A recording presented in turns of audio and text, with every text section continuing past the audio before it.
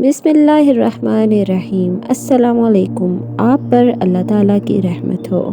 معزز viewers and listeners, میں آج آپ کے ساتھ زندگی میں سکون کے حوالے سے کورس شیئر کرنے جا رہی ہوں۔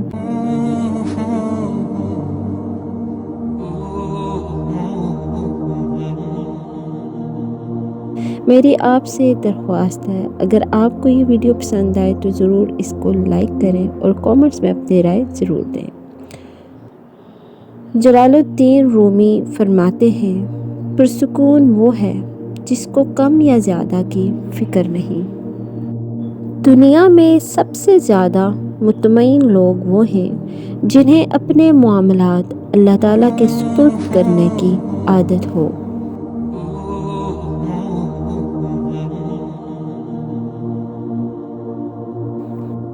بعض اوقات ہم ذہنی سکون کے علاوہ کچھ نہیں چاہتے۔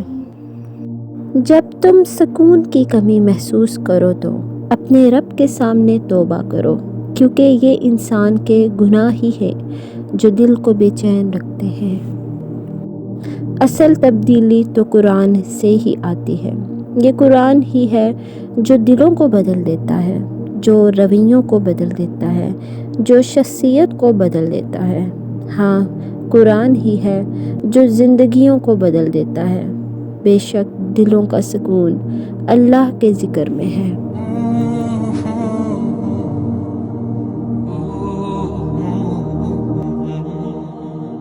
پیسے کمائیں یا نہ کمائیں، دعائیں ضرور کمائیں، اس سے جھونپڑی میں بھی محل والا سکون ملے گا۔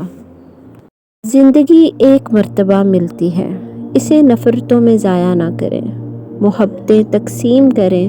یاد رکھیں، محبتیں تقسیم کرنے سے دل کو سکون ملتا ہے۔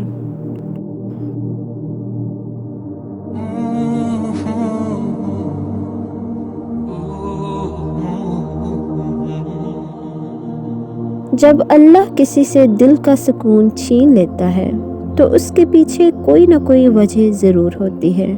انسان کی بے قراری اور بے چینی بعض دفعہ بہت سے نادانستہ طور پر کیے گئے گناہوں کا بھی نتیجہ ہوتی ہے۔